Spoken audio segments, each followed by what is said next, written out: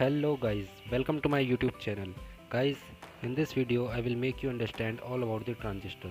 Like transistor क्या होता है, ट्रांजिस्टर दिखता कैसा है, इसके यूज़ क्या क्या है, कहाँ ये यूज़ होता है और इसकी वर्किंग कैसे ये काम करता है। तो गाइस शुरू करते हैं ट्रांजिस्टर की डेफिनेशन से।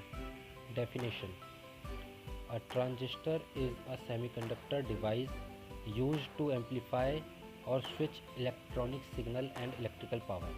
गाइस, जैसे कि डेफिनेशन से क्लियर होता है कि जो हमारा ट्रांजिस्टर है वो सेमीकंडक्टर मटेरियल का बना होता है और इसका यूज़ क्या है, वो कैसे काम यूज़ क्या है, वो एम्पलीफाई सिग्नल को एम्पलीफाई करने के काम में आता है और स्विचिंग कराने के काम में आता है।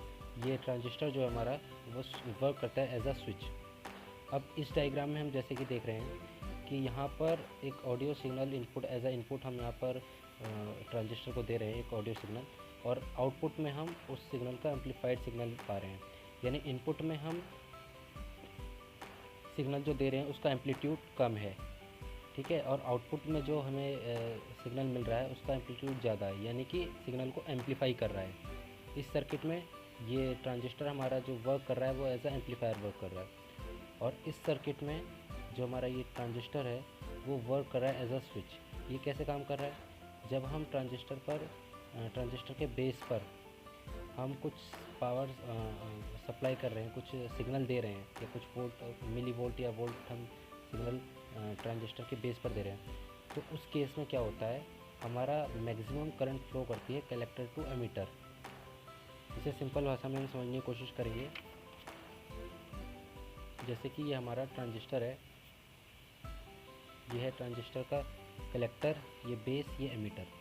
सिंपल भाषा में अगर हम समझें तो जब भी हम बेस पर कुछ सिग्नल या कुछ वोल्ट अप्लाई करते हैं तो हमारा जो मैक्सिमम करंट है कलेक्टर टू एमीटर फ्लो करता है।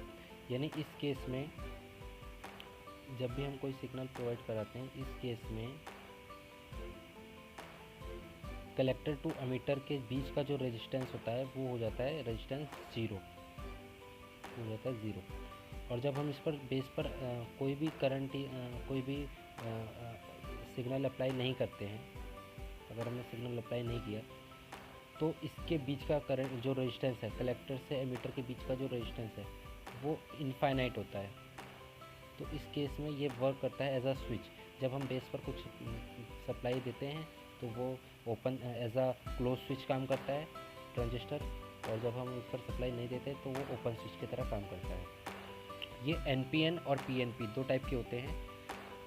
अगर हम डायग्राम में समझें तो जब बेस से ये एरो बाहर आ रहा होता है, बेस से बाहर की तरफ आ रहा होता है, तो ये NPN ट्रांजिस्टर है।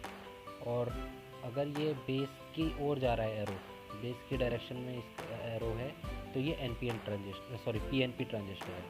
इसके मार्केट में अलग अलग और टाइप्स होते हैं। ये इनके लुक्स तो सेम होते हैं, जैसे कि NPN ट्रांजिस्टर में BC547, BC548, BC557, BC558 इस टाइप के अलग अलग NPN और PNP ट्रांजिस्टर्स होते हैं। हम उसको उसके कोड से ही पहचानते हैं। गाइस, इसके बाद मैं आपको दिखाता हूँ कि ये दिखता कैसा है।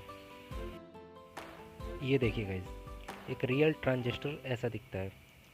इसमें ये जो लेग्स दिखाई दे रही हैं, ये पहली वाली लेग एमीटर है और ये दूसरी वाली लेग बेस और तीसरी वाली लेग कलेक्टर है। और NPN और PNP दोनों ही ट्रांजिस्टर एक जैसे ही दिखाई देते हैं। उसको हम पहचानते हैं उसके कोड से, BC547, BC557, ये अलग अलग टाइप के कोड्स होते हैं। तो गाइस, अगर आपको ये वीडियो पसंद आई हो तो प्लीज़ इसे लाइक करें और चैनल को सब्सक्राइब करें और हमसे जुड़े रहने के लिए बेल आइकन को दबाएं। Thank you guys.